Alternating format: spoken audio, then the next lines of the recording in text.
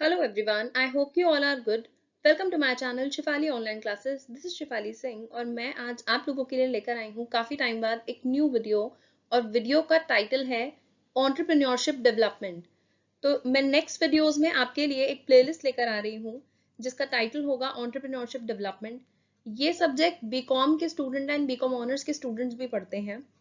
तो बेसिकली मेरी video BCom semester 5th के स्टूडेंट्स के लिए है, लेकिन अगर आप सेमेस्टर 6 के भी स्टूडेंट हो या फिर किसी और यूनिवर्सिटी में आप एंटरप्रेन्योरशिप डेवलपमेंट का सब्जेक्ट पढ़ रहे हो तो भी मेरी वीडियोस आपके लिए काफ़ी हेल्पफुल हो सकती हैं। तो ये मैंने आप लोगों के रेफरेंस के लिए BCom semester 5th Delhi university का सिलेबस दिया हुआ है, जहाँ पे आप देख सकते हो कोर्स कंटेंट्स में यूनिट 1 में क्या है, यूनिट 2 में क्या है, यूनिट 3 में क्या है, and next unit 4th and unit 5th में भी आप चेक कर सकते हो कि आपको क्या क्या टॉपिक्स इस सब्जेक्ट में पढ़ने को मिलेंगे। तो फर्स्ट स्लाइड जिसपे आप देख सकते हैं कनेक्शन फ्रॉम द हिस्ट्री, तो दैट मीन्स एंटरप्रेन्योरशिप डेवलपमेंट अभी सब्जेक्ट आप लोगों को पढ़ने के लिए मिलता है, बट इसका मतलब ये नहीं कि ये बिल्कुल ही न्यू कॉन्सेप्ट है। इसका कंसेप्ट पुराने टाइम से चलता हुआ आ रहा है। आप देख सकते हैं स्क्रीन पे कि इन द 16th सेंचुरी सबसे पहले एंटरप्रेन्योर जो वर्ड था वो मिलिट्री एक्सपेडिशंस के लिए यूज किया जाता था। तो बेसिकली फ्रेंच लैंग्वेज से ये वर्ड लिया गया है, जिसका पहले मीनिंग होता था to organise and to undertake. तो जो भी पर्सन ऑर्गेनाइज या फिर किसी भी काम को करने के लिए इनिशिएट करता था उसे हम कहते थे कि ये है एंटरप्रेन्योर, और उस प्रोसेस को हम कहते थे एंटरप्रेन्योरशिप। उसके बाद ये वर्ड कंस्ट्रक्शन पीपल के लिए, आर्किटेक्ट्स के लिए, बिल्डर्स के लिए यूज होने लगा। बट बेसिकली जब हम economist and business management consultant की बात करते हैं तो they used entrepreneur as a factor of production. जैसे जब आप इकोनॉमिक्स की बात करते हैं तो इकोनॉमिक्स में बेसिकली हमारे कुछ फैक्टर्स ऑफ प्रोडक्शन होते हैं। उन फैक्टर्स ऑफ प्रोडक्शन में एक बहुत मेन फैक्टर ऑफ प्रोडक्शन जो होता है वो होता है एंटरप्रेन्योरियल सर्विसेज। दैट मीन्स आपके पास लैंड, लेबर, कैपिटल सब कुछ है, लेकिन जब तक आपके पास आइडिया नहीं है, आपके माइंड में कोई आइडिया नहीं है, तब तक आप क्या करोगे? ठीक है ना? तो इन दैट केस एक एंटरप्रेन्योर का होना बहुत ही ज्यादा जरूरी होता है। So that's why an entrepreneur represented an owner and organiser of the business, जो पूरे बिजनेस को ऑर्गेनाइज भी करेगा और सारे इंपॉर्टेंट डिसीजंस भी लेगा। ऑलराइट, तो बेसिकली हम अगर बात करें इकोनॉमिक्स एंड मैनेजमेंट की, so entrepreneur represents an owner of the small scale business. Next is, so connection from the history में एक और हमें स्लाइड मिलती है इन कॉन्टिन्यूएशन विद कि बहुत सारी स्टडीज और रिसर्चेस ने एंटरप्रेन्योर को डिस्क्राइब किया है कि ही और she is a person with organisational capacity, जिसका अपना एक एटीट्यूड होता है, एप्टीट्यूड, स्किल्स होते हैं, बिलीफ होती है, क्वालिटीज होती हैं, प्लस वो क्रिएटिव होता है। तो एक एंटरप्रेन्योर का क्रिएटिव होना, इनोवेटिव होना, इमेजिनेटिव होना बहुत ज्यादा जरूरी है एक बिजनेस एनवायरनमेंट में। प्लस एक कैलकुलेटेड रिस्क उसे बेयर करना पड़ता है, एंड ही और she must be committed and he और she must be a hard working person also. Best time managers होते हैं बेसिकली ये, जो एक्सीलेंट टीम बिल्डिंग के साथ साथ जिनके पास प्रॉब्लम सॉल्विंग एबिलिटीज भी होती हैं। और बहुत सारी डिस्क्रिप्शंस एंड एक्सप्रेशंस हम दे सकते हैं कि एंटरप्रेन्योरियल पर्सनालिटी कैसे होती है, जो आपको अपकमिंग स्लाइड्स में आगे भी मिलेगा। But for most and the primary जो हमारा रीजन होता है किसी भी एंटरप्रेन्योरशिप का, वो यही होता है कि एटलीस्ट आप जो भी काम कर रहे हो there is some kind of profit in that. So that's why another important attribute is the profit orientation of the entrepreneurial activity. So here we have two basic definitions of entrepreneur. So an entrepreneur is the one who creates a new business in the face of risk and uncertainty for achieving profit and growth opportunities. Plus, he or she assembles the necessary resources to capitalize on those opportunities. आप सबने company law पढ़ा है, आपने company law में ये जरूर पढ़ा होगा कि हमें अपने बिजनेस को इनकॉर्पोरेट करवाना होता है। आप अपने बिजनेस को स्टार्ट करने के लिए आपके पास सर्टिफिकेट ऑफ इनकॉर्पोरेशन का होना जरूरी है, लेकिन लॉ के अकॉर्डिंग तो सर्टिफिकेट ऑफ इनकॉर्पोरेशन के ऊपर जो डेट होती है वो आपके बिजनेस की बर्थ डेट होती है। ठीक है ना? क्योंकि जो आपका बिजनेस है, जो आपकी कंपनी है, वो उस दिन से लॉ के सामने एक आर्टिफिशियल पर्सन की तरह ट्रीट होती है, लेकिन वो बिजनेस उसे वहां तक लाया कौन है? वो एक एंटरप्रेन्योर है। ठीक है, जिसका बाद में ऑब्वियसली रोल काफी चेंज हो जाता है, बट आइडिया किसके माइंड में जनरेट हुआ, सारा रिस्क किसने बेयर किया, अनसर्टेनिटी का डर सबसे ज्यादा किसे था, और उसने उस अनसर्टेनिटी में सबसे अच्छे तरीके से उस चैलेंजेस को फेस करते हुए अपॉर्चुनिटीज तलाशी। वो होता है एक entrepreneur. Plus an entrepreneur is a person who combines various factors of production. तो चाहे आपकी लैंड हो, लेबर हो, कैपिटल हो, रॉ मटेरियल को प्रोसेस करने से लेकर आप जो प्रोडक्ट की यूटिलिटी होती है उसको क्रिएट करना, प्रोडक्ट कौन सी मार्केट में सेल होगा, कौन से टारगेट कंज्यूमर्स होंगे, हम किस तरीके की सर्विसेज प्रोवाइड करने वाले हैं, ये सारे डिसीजंस एक एंटरप्रेन्योर ही लेता है। सो दैट्स व्हाई एंटरप्रेन्योर का concept is very very important. So on the basis of the previous slide, यहाँ पे आपके सामने 7th स्लाइड है, which is 3 main elements of the concept of entrepreneur. तो अगर आपको एंटरप्रेन्योर के कंसेप्ट को बेसिकली कुछ क्रक्स में समझना है तो वो क्या हो सकता है? Basically 3 elements are there to study और to understand the concept of entrepreneur, जिसमें सबसे पहला है कि कौन होता है entrepreneur.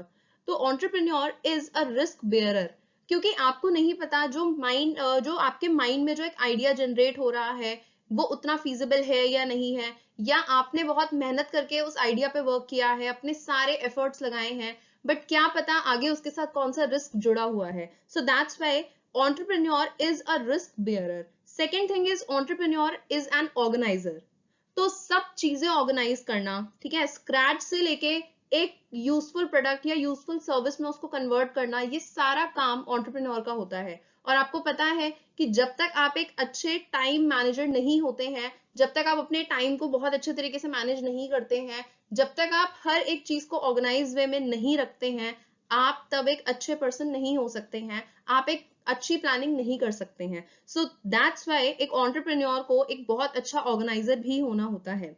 And the third point is entrepreneur is an innovator. क्योंकि देखिए बिजनेस एनवायरनमेंट आपको पता है कितना डायनामिक है ना, कॉन्टिन्यूसली चेंज होता है, आज कोई चीज फैशन में है, कल कोई और चीज आ जाएगी। तो इस केस में आपको थोड़ा सा इनोवेटिव सोचना है if you are an entrepreneur, कि आप एक इनोवेटर कैसे हो सकते हो। अब आपको ये सब चीजें भी सोचनी पड़ेंगी कि आपकी इमेजिनेशन कैसी है, ठीक है। अगर आपकी इमेजिनेशन अच्छी है, if you are quite good imaginative person, तो आपको वहां पे ये भी देखना पड़ेगा कि ओके हम कैसे कैसे चीजों को इनोवेट कर सकते हैं। प्लस आपको फाइनेंसेस का भी ध्यान रखना है कि आपके पास लिमिटेड अमाउंट ऑफ मनी है और आपको वही पैसा अलग अलग चीजों में भी लगाना है when you are organising each and everything. So that's why एक एंटरप्रेन्योर की 3 जो बेसिक क्वालिटीज हैं वो तो यही है कि वो एक रिस्क बेयरर है, वो ऑर्गेनाइजर है, और last but not the least वो एक बहुत अच्छा इनोवेटर भी होना चाहिए। सो कंसेप्ट ऑफ एंटरप्रेन्योर के बाद आते हैं कंसेप्ट ऑफ एंटरप्रेन्योरशिप पे, because your subject name is entrepreneurship development. So entrepreneur कौन होता है? ही और she is a person who creates an enterprise.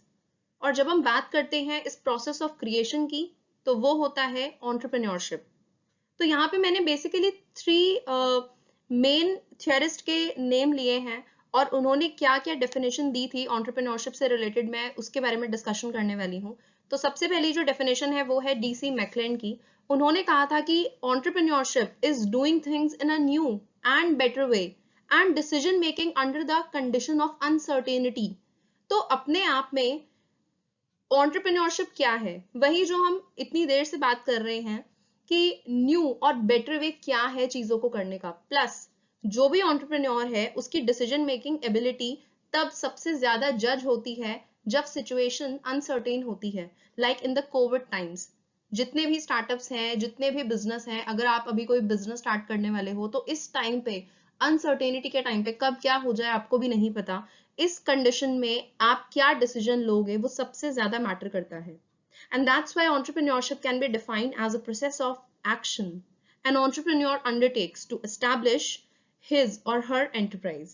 Now the second definition is given by Benjamin Higgins और उन्होंने डिफाइन किया है एंटरप्रेन्योरशिप को as the function of foreseeing investment, कि आप अपने पॉकेट से जो भी पैसा लगा रहे हो, आप जो भी इन्वेस्ट कर रहे हो, जहां पे भी आपकी प्रोडक्शन अपॉर्चुनिटी है, ये सब क्या है। तो बेसिकली उन्होंने बात की है इन्वेस्टमेंट एंड अपॉर्चुनिटी के ऊपर। उन्होंने बात की है कि आप अपनी एंटरप्राइज को कैसे ऑर्गेनाइज करोगे। उन्होंने बात की है कि आप बाद में कैसे कैपिटल रेज करोगे, अगर आपको फंड रेजिंग करनी है तो आप कैसे करने वाले हो। उन्होंने बात की है कि आपको वहां पे लेबर भी हायर करने पड़ेंगे, because if you are an entrepreneur तो आपका सिर्फ एक काम नहीं है, you have to be involve in multiple things on a single point of time. तो इन दैट केस आपको मैनेजर्स भी अपने आप सिलेक्ट करने हैं कि कौन सा पर्सन क्या काम करेगा। Again this is the kind of organising thing, right.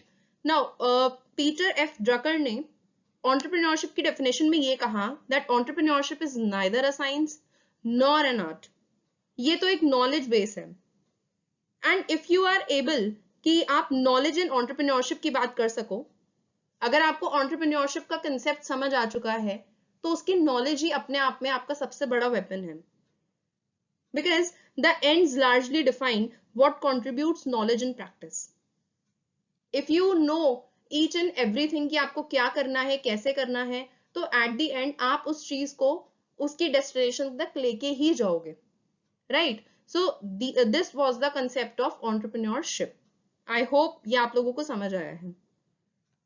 Now the point और द क्वेश्चन अराइजेस कि हमने एंटरप्रेन्योर को समझ लिया, हमने एंटरप्रेन्योरशिप को समझ लिया, but what is the importance of this entrepreneurship?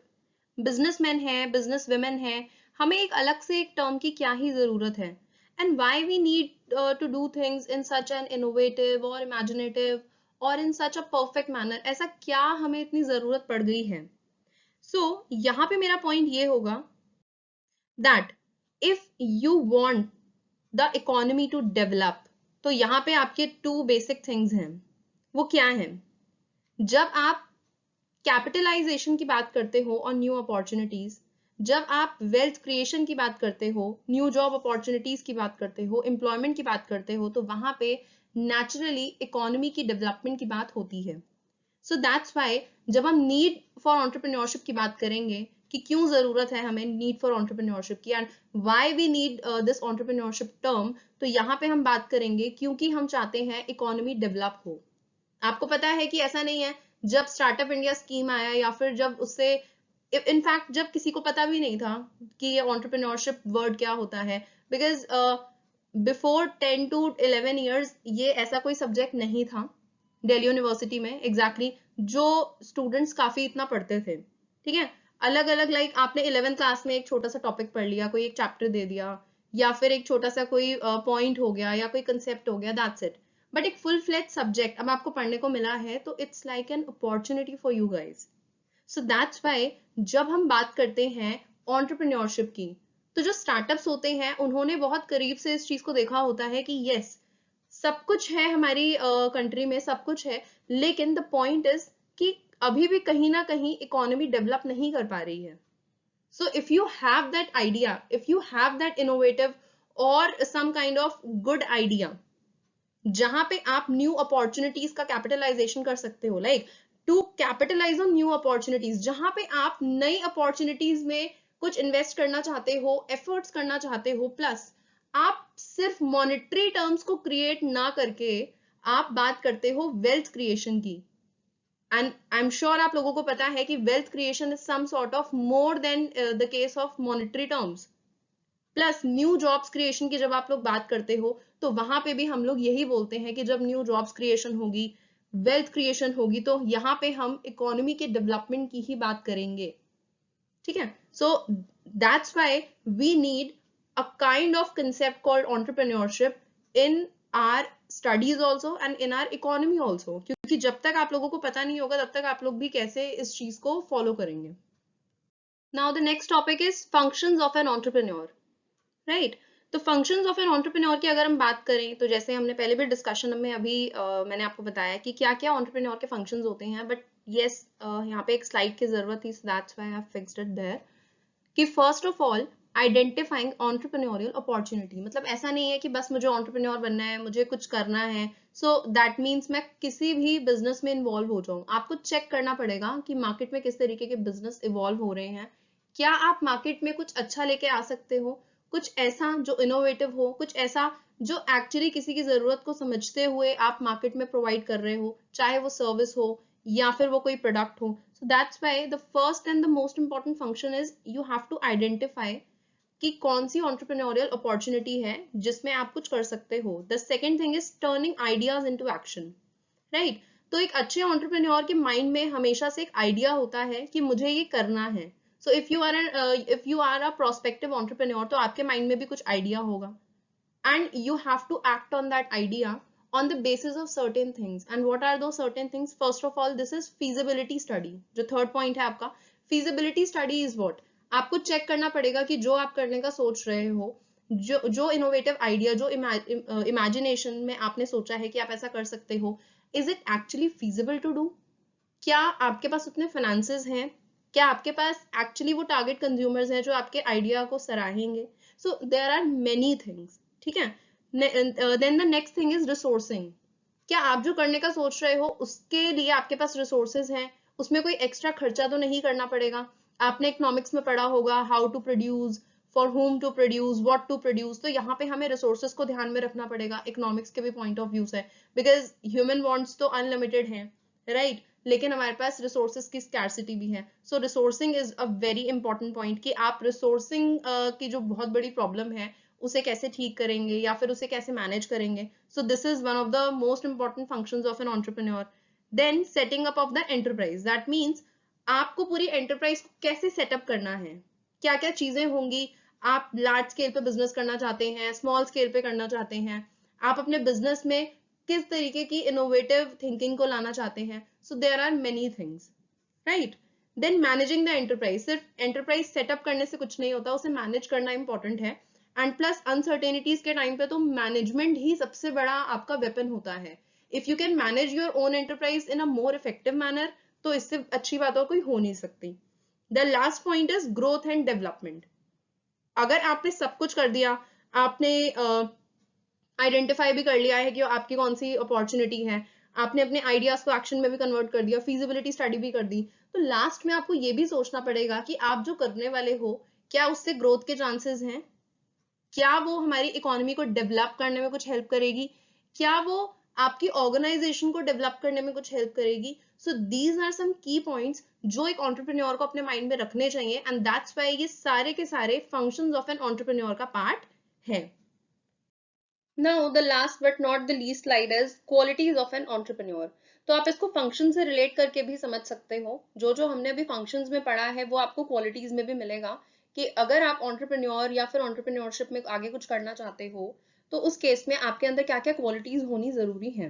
तो फर्स्ट ऑफ ऑल देखो, कॉन्फिडेंस होना जरूरी है, बिकॉज अगर आप अपने आइडिया पे भरोसा नहीं करोगे तो दूसरा भी कोई भरोसा नहीं करेगा। But yes, confidence and over confidence होने में बहुत बड़ा डिफरेंस है। So that's why you must be confident enough. Over confidence नहीं करना है आपको, सिर्फ और सिर्फ कॉन्फिडेंस के बारे में ही सोचना है। देन क्लियर परसेप्शन, आप जो करना चाहते हो उस पे आप क्लियर रहो, आप क्या करना चाहते हो। Don't be so much confused. That's why I am saying कि फर्स्ट पॉइंट इज कॉन्फिडेंस। अगर आप कॉन्फिडेंट हो तो आप अपने काम को अच्छे से कर सकते हो, बट आपका परसेप्शन क्लियर होना भी बहुत जरूरी है अपने आप में। The third thing is risk bearing ability आप में होनी चाहिए। ऐसा नहीं होना चाहिए कि अगर आपको आगे रिस्क दिख रहा है, कोई अनसर्टेन सिचुएशन दिख रही है, तो आप बैक ऑफ कर दो। ऐसे नहीं करना है, क्योंकि आपकी कंपनी के साथ, आपके आइडिया के साथ हो सकता है उस टाइम पे काफी सारे लोग जुड़े हुए हों। तो जब वो आप पे बहुत ट्रस्ट करते हैं, आपके कॉन्फिडेंस की वजह से वो आपसे इंस्पायर्ड हैं, तो उस केस में आपके पास इतनी रिस्क बेयरिंग एबिलिटी होनी चाहिए कि यस, अगर रिस्क है तो इट्स ओके, क्योंकि कहीं ना कहीं रिस्क भी हमारे लिए इंपॉर्टेंट होता है, राइट?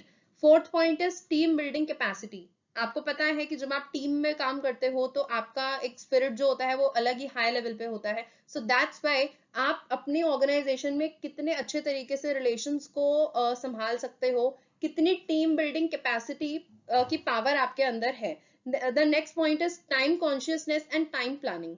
तो यहाँ पे अगर हम पॉइंट को लेके आते हैं तो टाइम कॉन्शियसनेस इज, अगर आप अपने टाइम की वैल्यू नहीं करोगे तो कोई दूसरा भी आपके टाइम की वैल्यू नहीं करेगा। सो आपको हर चीज टाइम की प्लानिंग के बेसिस पे करना चाहिए, आपको प्लान करनी चाहिए चीजें, तभी आप एक अच्छे एंटरप्रेन्योर बन सकते हो। ये क्वालिटी है। दैट्स व्हाई टाइम, अपने आप में बोलते हैं ना, time is the best teacher. जो टाइम सिखा देता है वो कोई नहीं सिखाता। So that's why time consciousness and time planning is a very very important quality of an entrepreneur. Then interpersonal relations, ऐसा भी नहीं होना चाहिए कि आप पूरे प्रोफेशनलिज्म को ही फॉलो कर रहे हो। जहां जहां जरूरत पड़ती है, जहां पे आपके एम्प्लॉयज को, और अगर आपको अच्छे रिलेशंस भी बनाने हैं, आपको लगता है कि यस, कभी कभी दूसरे की प्रॉब्लम को भी समझना चाहिए, ठीक है, इतना भी इनसेंसिटिव नहीं होना चाहिए। So that's why interpersonal relations are also very very important. Communication skills तो देखो अच्छे होने ही चाहिए। अगर आपके कम्युनिकेशन स्किल्स अच्छे नहीं है तो आप अपनी बात दूसरे तक कन्वे नहीं कर पाओगे। एंड फॉर एन एंटरप्रेन्योर बहुत इंपॉर्टेंट है कि आपके कम्युनिकेशन स्किल्स अच्छे हो, B it in any language. मैं ये नहीं कह रही हूँ कि स्पेसिफिकली इंग्लिश, हिंदी, जो भी लैंग्वेज में आप अपनी बात को कन्वे कर पाओ, जिसमें सामने वाला आपकी बात को समझ पाए, आपको उस बात में अपनी बातों को कन्वे करना ही चाहिए। The next thing is positive attitude. तो यहाँ पर ऑप्टिमिस्टिक होना बहुत जरूरी है, क्योंकि आपका आइडिया जब आपके माइंड में है तो जब आप उस पर एक्ट करोगे तो बहुत सारे इफ्स एंड बट्स आएंगे। बट द पॉइंट इज कि आपका एटीट्यूड पॉजिटिव ही होना चाहिए। आप हमेशा ये सोचो कि चलो रिस्क भी है तो ये भी जरूरी था, क्योंकि उसमें से अगर आपको कुछ सीखने को मिला, सो this is also very important. Next thing is leadership. Yes, एक एंटरप्रेन्योर में लीडरशिप की क्वालिटी तो होनी ही चाहिए, क्योंकि अगर आप एक अच्छे लीडर नहीं हो तो आप कैसे एक अच्छी टीम बिल्ड करोगे। The next thing is innovativeness, creativity, imagination. This thing we have already discussed in the previous slides कि एक entrepreneur को innovative तो होना ही चाहिए, creative होना चाहिए, imaginative होना चाहिए, because idea generation के लिए आपकी creativity ही काम आएगी। क्योंकि एक चीज आपके माइंड में है, आप उसे एक्चुअली वर्क में कैसे लेके आओगे, ये आपकी क्रिएटिविटी है, ये आपकी इनोवेटिवनेस है। And last but not the least is the goal setting. तो आपको छोटे छोटे गोल्स बनाने चाहिए सो दैट आपका जो मेन एम है वो फुलफिल हो सके। और ये सब चीजें जब आप करोगे तो नेचुरली जो आपके साथ के लोग होंगे, जो आपकी एंटरप्राइज में इन्वॉल्व होंगे, वो आपसे काफी कुछ सीखेंगे। एंड इफ इन केस अगर उन्हें भी कभी कभी इनिशिएट करने की जरूरत पड़ती है तो उन्हें भी आपको इनिशिएट करने देना चाहिए। Alright, so thank you for watching this video. Hopefully video आपको अच्छी लगी होगी, आपको कंसेप्ट जरूर समझ आया होगा। और वीडियो अच्छी लगी है तो जरूर कमेंट सेक्शन में बताएं कि आपको एक्सप्लेनेशन से लेके स्लाइड्स ये सब कुछ कैसा लगा, ठीक है, वे ऑफ टीचिंग आपको कैसा लगा। प्लस अगर आप और वीडियोस चाहते हैं तो जरूर कमेंट सेक्शन में बताएं। Plus there are many students जिन्हें एंटरप्रेन्योरशिप डेवलपमेंट की वीडियोस चाहिए थी, उन्होंने मुझे पर्सनली भी काफी टेलीग्राम पे मैसेज किया। तो आप लोग ज्यादा से ज्यादा इसको शेयर भी कीजिए, क्योंकि हो सकता है मोस्ट ऑफ द स्टूडेंट्स को इसकी जरूरत हो। एंटरप्रेन्योरशिप डेवलपमेंट के सब्जेक्ट को वो लोग काफी अच्छे से समझना चाहें। और जाते जाते आपको क्या करना है, वीडियो को लाइक कर देना, चैनल को सब्सक्राइब नहीं किया हुआ है तो सब्सक्राइब कर दीजिए, बेल बटन को भी प्रेस कर दीजिए, सो दैट जब भी आपको कोई न्यू वीडियो, कोई इन्फॉर्मेटिव वीडियो मिले, आपको जरूर पता चल जाए मेरे चैनल पे। और आपको पता है मैं अपने चैनल पे इन्फॉर्मेटिव वीडियोस बनाती हूँ, एंड ओकेजनली कभी कभी मैं आप लोगों के लिए एंटरटेनिंग वीडियोस भी बनाती हूँ, तो आप लोग वो भी देख सकते हैं। डिफरेंट डिफरेंट प्लेलिस्ट में मेरे चैनल पे आपको मिल जाएंगी। So do like this video, share this video, subscribe कर लीजिए, एंड कमेंट सेक्शन में कमेंट करके जरूर बताइए कि आपको कंसेप्ट कैसा लगा है। एंड अगर आपको ज्यादा वीडियोस चाहिए तो जरूर कमेंट सेक्शन में भी मुझे ये बताइए। And way of teaching style and slides वगैरह सबके बारे में भी आप लोग बता सकते हैं। एंड हाँ, आप लोगों ने अगर मेरा टेलीग्राम चैनल नहीं ज्वाइन किया है तो आप टेलीग्राम चैनल भी ज्वाइन कर सकते हैं, वहां पे मैं आपको इंपॉर्टेंट पीडीएफ्स प्रोवाइड करती हूँ। ऑलराइट, सो मिलते हैं नेक्स्ट वीडियो में एक न्यू इन्फॉर्मेशन के साथ, एक न्यू इन्फॉर्मेटिव वीडियो के साथ, एजुकेशनल वीडियो के साथ। तब तक के लिए stay motivated, stay safe, keep watching my channel and bye.